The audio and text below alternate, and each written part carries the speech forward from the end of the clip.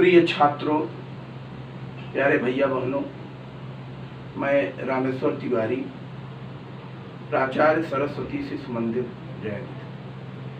हम लोग 12th की बायोलॉजी में दूसरी यूनिट, पहला चैप्टर दूसरी यूनिट का जेनेटिक्स का principles of heredity and variation,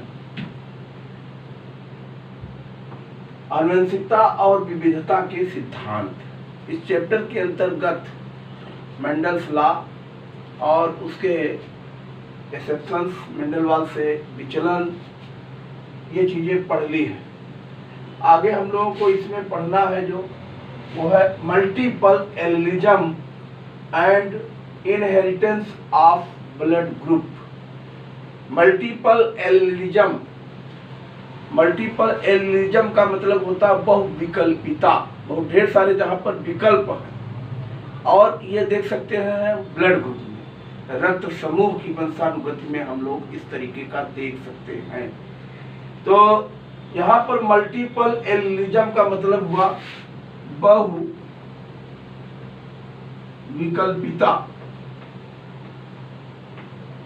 बहुविकल्पिता, बहुत ढेर सारे जहां पर विकल्प, तो बहुविकल्पिता, बहुत ढेर सारे ऑप्शन है, विकल्प हैं। और क्या देखना है इसके अलावा, रक्त समूह की वंशानुगति और रक्त समूह की वंशानुगति, रक्त समूह ब्लड ग्रुप की वंशागत।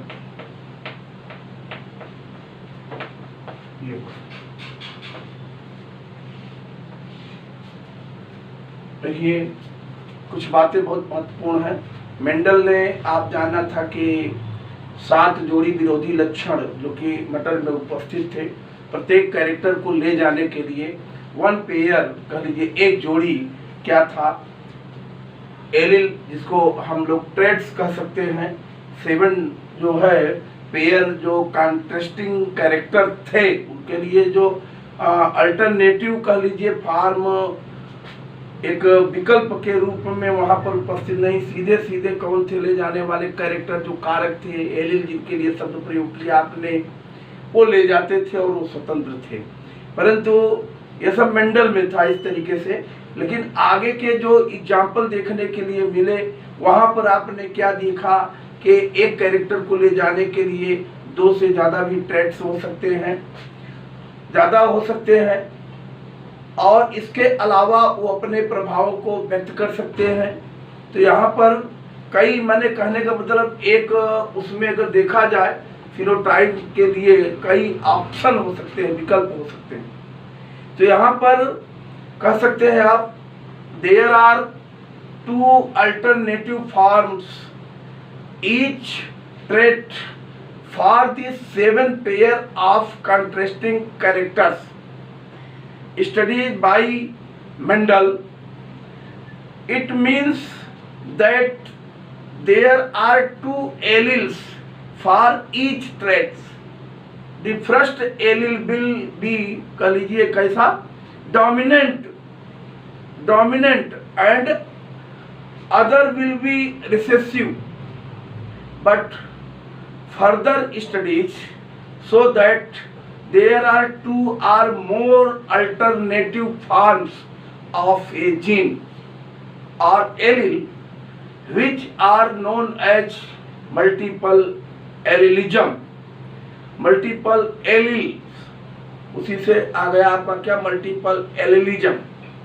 यहाँ पर बहुत ढेर सारे विकल्प हो सकते हैं। आपको एग्जाम्पल से बहुत बेहतर समझ में आएगा कि कहाँ पर इस तरीके की बातें कर सकते हैं हम। ह्यूमन में ब्लड ग्रुप की वंशानुगत को आप ले सकते हैं। ह्यूमन में, मनुष्य में ध्यान रखना, ब्लड ग्रुप कितने हैं, 4। ब्लड ग्रुप की अगर हम बात करते हैं, देखिए ब्लड ग्रुप, रक्त समूह, ये क्या है, कैसे कैरेक्टर है। वास्तव में ये इसके फिनोटाइप जो ऊपर का मिटा दे रहे हैं, ये देखें, ये फिनोटाइप, फिनोटाइप ऊपरी तौर से दिखाई देने वाले लक्षण क्या कहलाते हैं? फिनोटाइप, इनको बोलते हैं फिनोटाइप।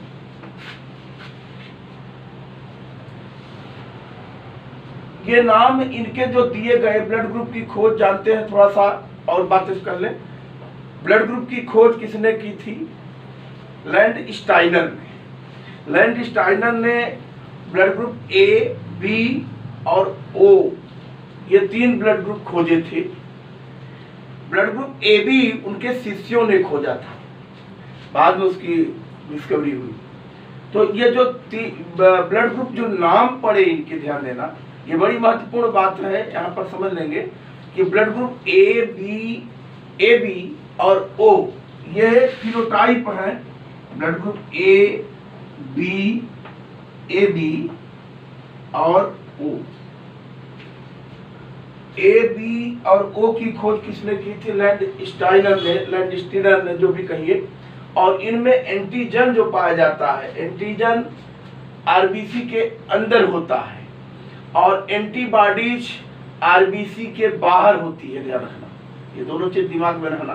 तो अगर हम इनमें एंटीजन की बात करें, एंटीजन, उसी आधार पर इनके नाम रखे गए।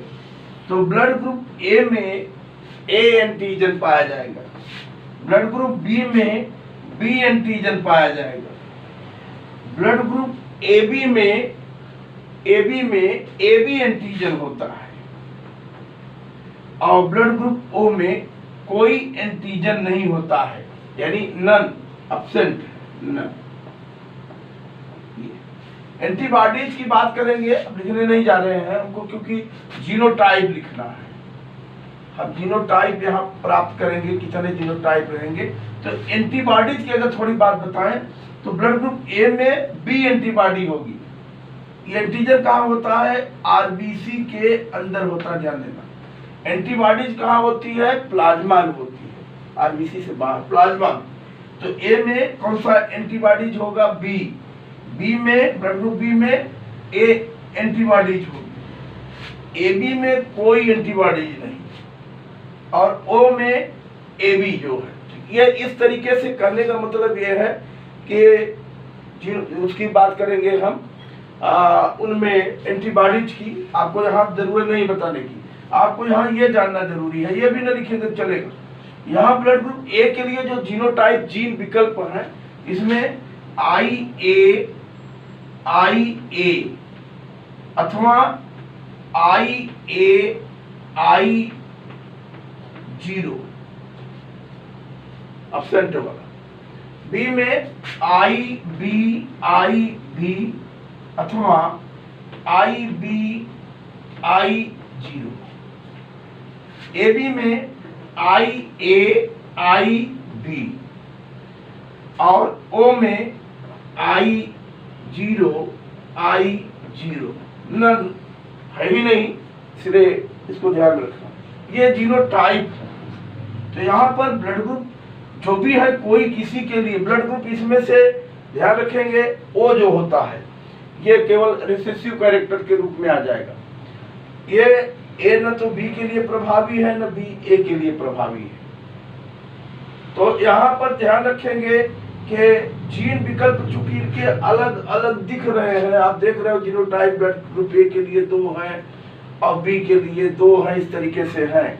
तो यहाँ पर इनकी जो वंशानुगत की हम बात करते हैं, ये तो आपको ज्ञान हो गया कि क्या जीनोटाइप इनके हैं। अब देखिए एक एग्जाम्पल से हम बताएंगे कि किस तरीके से इसको आप समझ सकते हैं। जैसे देखिए ब्लड ग्रुप ए की मान लीजिए माता है और ब्लड ग्रुप बी का मान लीजिए पिता है।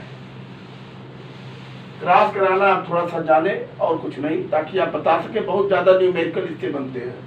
मान लीजिए कि ब्लड ग्रुप ए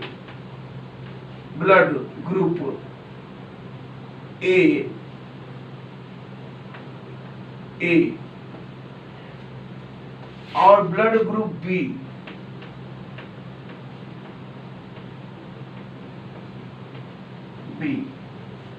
ये मान लीजिए कि मेल है या फीमेल माने, जो भी कहे, माता कहे तो हम फीमेल मान ले रहे हैं। हम संकेत भर बनाएंगे, ध्यान दीजिएगा।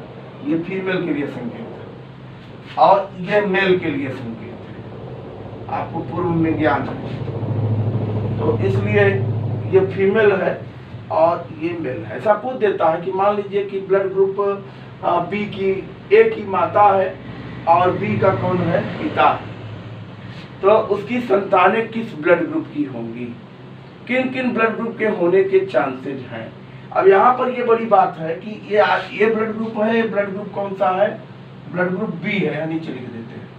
इसके लिए जो जीन विकल्प होगा ये होगा आई ए, और आई ब्लड ग्रुप ए है, आई ए भी हो सकता है, एक ये भी हो सकता है आई ए आई जीरो, ये भी तो ब्लड ग्रुप ए को निरूपित करेगा।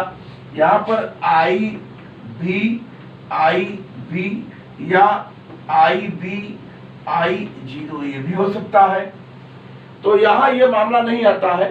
सवालें जो आपसे न्यूमेरिकल पूछे जाएंगे वो इस तरीके से पूछे जाएंगे कि कौन कौन से ब्लड ग्रुप होने के चांसेज होंगे, ऐसा कहेगा। तो जैसे ब्लड ग्रुप आई ए है, यानी ब्लड ग्रुप ए है, और ब्लड ग्रुप बी है, आई बी, इनका जब आप क्रॉस करा के देखोगे तो ब्लड ग्रुप कौन से आएंगे, ए आएगा, बी आएगा, या क्रॉस कराने के बाद में ए बी आएगा। आप करा के देखिएगा। परंतु जब इसका कराएंगे, ये लेकर के हेटेरोजाइगस है, ये होमोजाइगस है, दोनों एक जैसे हैं, होमोजाइगस है, ये होमोजाइगस है, परंतु ये हेटेरोजाइगस है। हेटेरोजाइगस माने विषम दो प्रकार के इसमें गैमेट बनेंगे, बट इसमें एक ही जैसे बनेंगे, इसमें एक जैसे होमोजाइगस है। तो अगर हम यहाँ पर एक बात और कर दें, उसमें लिखा रहे आपके कि हेटेरोजाइगस, ये हेटेरोजाइगस एक लेंगे, अब ले लीजिए जो भी लेना है। देखिए हेटेरोजाइगस कंडीशन ले लिए, हेटेरोजाइगस,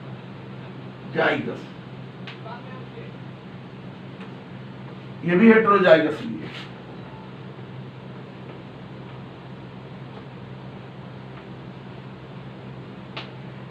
हेटेरोजाइगस कंडीशन। अब इनसे देखिए ये दो प्रकार के गैमेट बने, एक बनेगा आई ए और दूसरा बनेगा आई जीरो।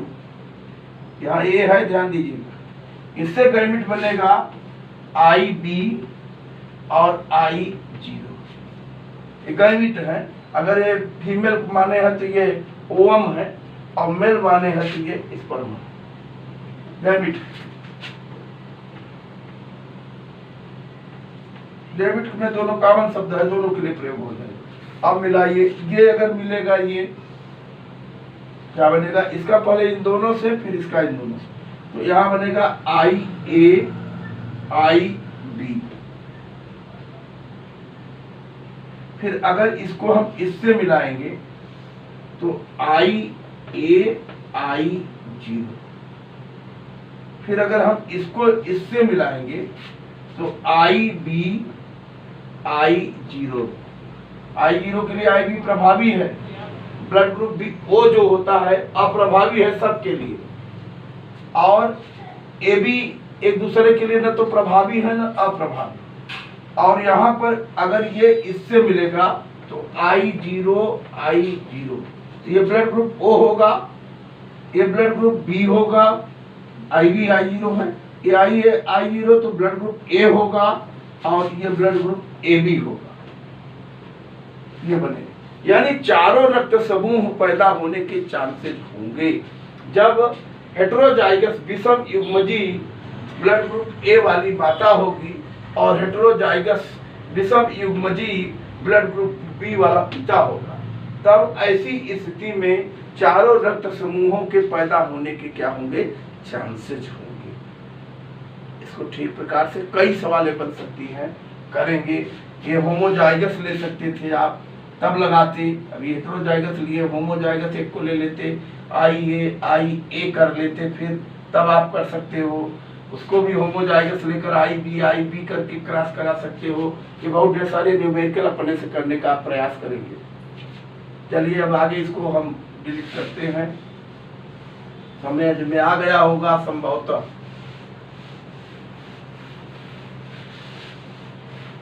इसी तरीके से एक और इसमें है जिसको आप करेंगे, वो है प्लियोट्रॉफी।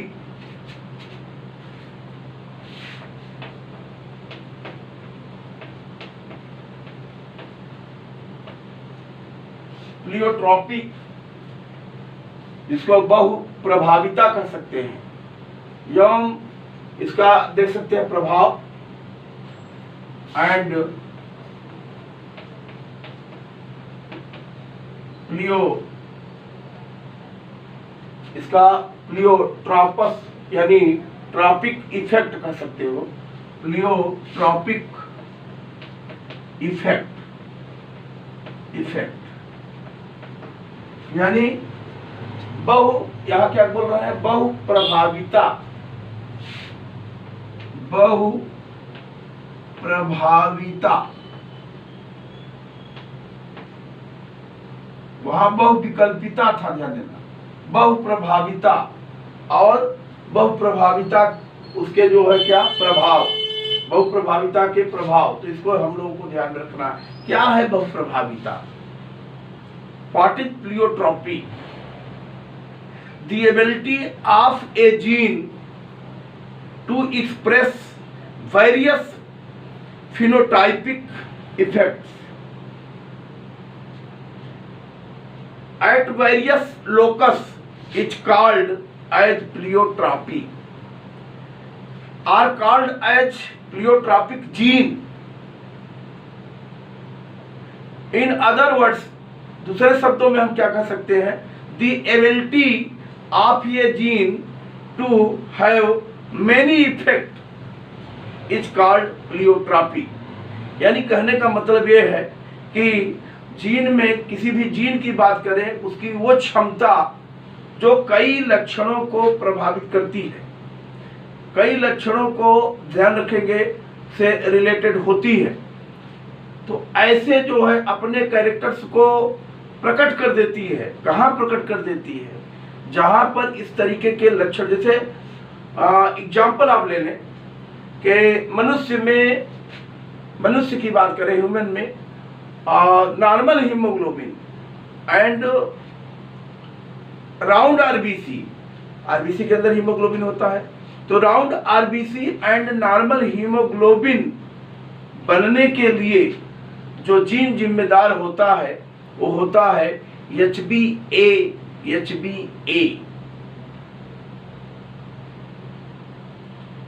ऐसा समझे कि मनुष्य में मैं कह रहा हूं कि राउंड आरबीसी समझेंगे, ये राउंड आरबीसी लाल रुधिर कणिका यानी एंड नॉर्मल हीमोग्लोबिन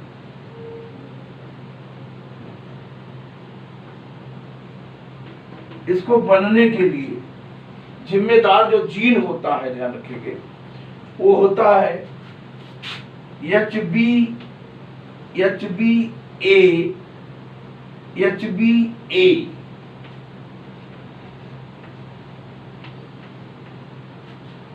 ऐसा अगर रहेगा तो उसमें आरबीसी कैसी बनेंगी, राउंड शेप्ड, गोलाकार आरबीसी बनेंगी। ये आरबीसी है, मैं बना रहा हूं, जो ये आरबीसी है, कैसी बन रही हैं, राउंड शेप्ड, गोलाकार आरबीसी बनेंगे।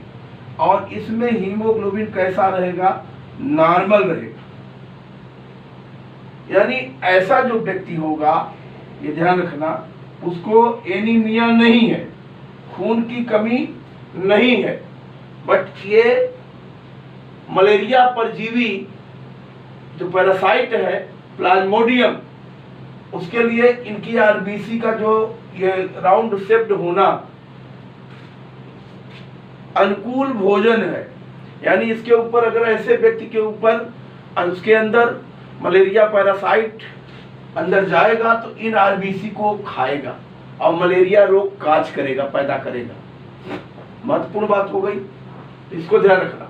अब ये कुछ न कुछ आगे परिवर्तन हुए होंगे, जहां पर बहुत ज्यादा मलेरिया रोग होता है, वहां पर क्या हो गया कि एक कंडीशन ये इस तरीके के व्यक्ति मिलते हैं कि उनकी आरबीसी जो होती है वो सिकल सेल हसिया के आकार की हो जाती है। SICKLE sickle cell RBC. तो ये सिकल सेल एनीमिया डिजीज हो जाएगा, ध्यान रखेंगे। कैसा रोग कहलाएगा? जब इसकी आरबीसी सिकल के आकार की हो जाती है तो ये sickle cell anaemia, sickle cell anaemia बीमारी। यहाँ इस व्यक्ति को खून की कमी होगी क्योंकि इसमें बनने वाला जो जीन कह लीजिए HbA और दूसरा उसका HbS, एक अप्रभावी जीन। ध्यान रखना, कैसा जीन? अप्रभावी जीन आ गया। तो ये रिसेसिव जो जीन आया, इसके कारण इसमें क्या बन गया? इसमें बन गया आरबीसी जो थी वो हसिया के आकार की हो गई। एक अनुकूलन भी है बचाव के लिए क्योंकि इस पर प्लाज्मोडियम अटैक नहीं कर सकता। आरबीसी कैसी हो गई? हसिया की आकार। तो कुछ आरबीसी यहाँ पर राउंड दिखाएंगे आप, HbA है तो उसके कारण राउंड बनेगी, बट कुछ आरबीसी को कैसा आप दिखा लोगे? हसिया सिकल के आकार की हो जाती है, हसिया के आकार की, यानी उनका शेप जो होता है वो अलग ढंग का आप बनाएंगे, दिखाई देता है, इस तरीके से हो जाती है। ध्यान रखेंगे ऐसा। तो ये कुछ दोनों ढंग के दिखाते हैं। तो इस तरीके से ऐसा जो व्यक्ति होगा वो सिकल सेल एनीमिया का रोगी होगा, यानी उसमें रक्त अल्पता, खून की कमी होगी, परंतु ये मलेरिया रेजिस्टेंस होगा। इसको मलेरिया नहीं होगा क्योंकि हसिया के आकार की आरबीसी हो गई। एक कंडीशन ये भी आती है कि दोनों, अब ये तो ठीक है दोनों, परंतु मान लीजिए किसी में HbS पहुंच गया, दोनों होमोजाइगस कंडीशन पहुंच गई, तो ऐसा व्यक्ति प्रकृति में मिलता नहीं है। ऐसा शिशु जन्म के कुछ समय बाद ही क्या होता है? मर जाता है। आइए क्रॉस से देखते हैं किस तरीके से ये प्रक्रिया हम लोग स्पष्ट कर सकते हैं। ये दोनों चित्र डायग्राम स्पष्ट बता रहे हैं इस बात को। इसको देखें थोड़ा, ये क्या कंडीशन होती है इसमें।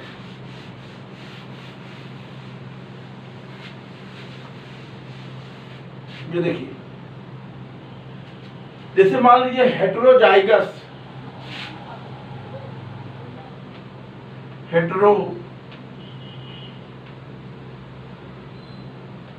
हेटेरोजाइगस हम कैरियर,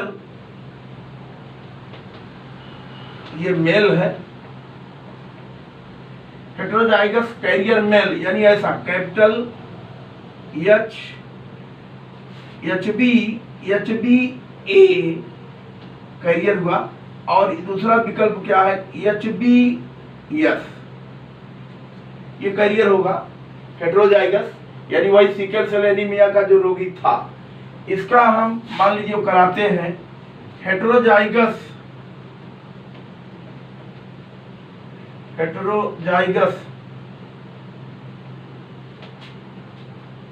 कैरियर फीमेल से।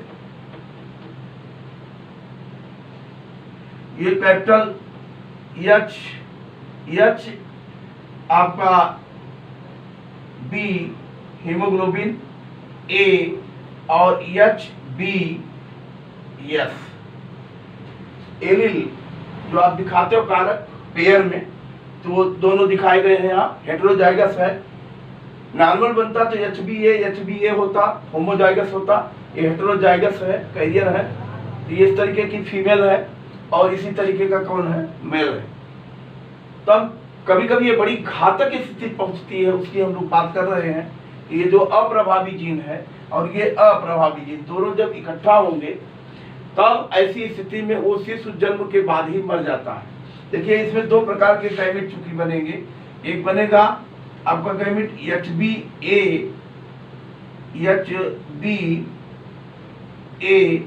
दूसरा बनेगा HbS, बनेगा ना। यहाँ पर भी दो प्रकार के गैमेट बनेंगे, यानी ओवम बनेंगे, अंडाणु HbA और HbS, ये गैमीट हो। अब अगर मान लीजिए ये गैमीट स्पर्म शुक्राणु मेल वाला हिस्सा है, ये अगर मान लीजिए इससे मिलता है अंडाणु से, तो क्या बनेगा? HbA और क्या बनेगा? HbA। पहला डायग्राम जो बनाए थे आप, जिसमें round RBC and normal haemoglobin था, डायग्राम भी हम पूर्व में बना चुके हैं। नॉर्मल हीमोग्लोबिन ये क्या होगा? ऐसा व्यक्ति, ऐसा जो पैदा होगा वो मलेरिया रेजिस्टेंस होगा क्या? नहीं होगा। ये मलेरिया के लिए सेंसिटिव होगा। इसको अगर खून की तो कमी नहीं होगी, ब्लड की कमी नहीं होगी, बट मच्छर अगर काटता है, प्लाज्मोडियम अंदर जाता है तो इसको मलेरिया रोग हो जाएगा। दूसरी कंडीशन ये है कि अगर ये इससे मिलता है, तो यहाँ क्या आ रहा है? HB, ऊपर लिखा गया HbA और HbS, ये हेटेरोजाइगस कंडीशन होगी। ये सिकल सेल एनीमिया का रोगी होगा। चलिए बना लीजिए पहले। ये अगर इससे मिलता है तब क्या होगा? तब भी आपका आएगा HbA और HbS, और अगर ये इससे मिलता है तो आपका होगा HbS और HbS। तो ये यहाँ पर ये दोनों ही देख रहे हैं कैरियर हैं, ये कैरियर है, यानी ये सिकल सेल एनीमिया, एनीमिया के ये रोगी होंगे। परंतु मलेरिया कैसे होंगे? मलेरिया प्रतिरोधी है, मलेरिया रेजिस्टेंस है ये दोनों ही। और ये क्या होगा? इसमें पूरी RBC जितनी होंगी आप जान रहे हो, पूरी की पूरी RBC कैसी बन जाएंगी? हंसिया के आकार की बन जाएगी। और ऐसा संसार में व्यक्ति मिलता नहीं है, वो मर जाता है। ये नॉर्मली डाइज आफ्टर बर्थ, ये जन्म के बाद मर जाता है, ये जिंदा नहीं रहेगा, क्योंकि पूरी की पूरी RBC हंसिया के आकार की हो जाएंगी, तो ये जीवित नहीं मिलता है। तो आपको क्या रेशियो मिलेगा?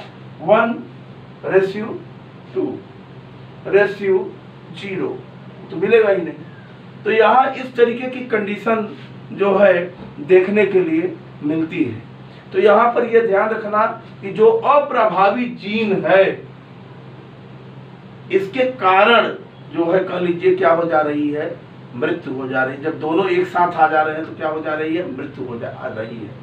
यानी बता दिया गया है आपको, पूर्व में ही ये बातें आ गई कि आपको मुख्य रूप से बताया क्या? दी एबिलिटी ऑफ ये gene to have many effect, बहुत ढेर सारे इफेक्ट प्रभाव दिखा रही है जीन। यहाँ पर देख रहे हैं कि जब ऐसे इसके साथ में है तो हेटेरोजाइगस कंडीशन है, यानी एनीमिया से ग्रसित है, परंतु कोई मर नहीं रहा, इंजरी नहीं।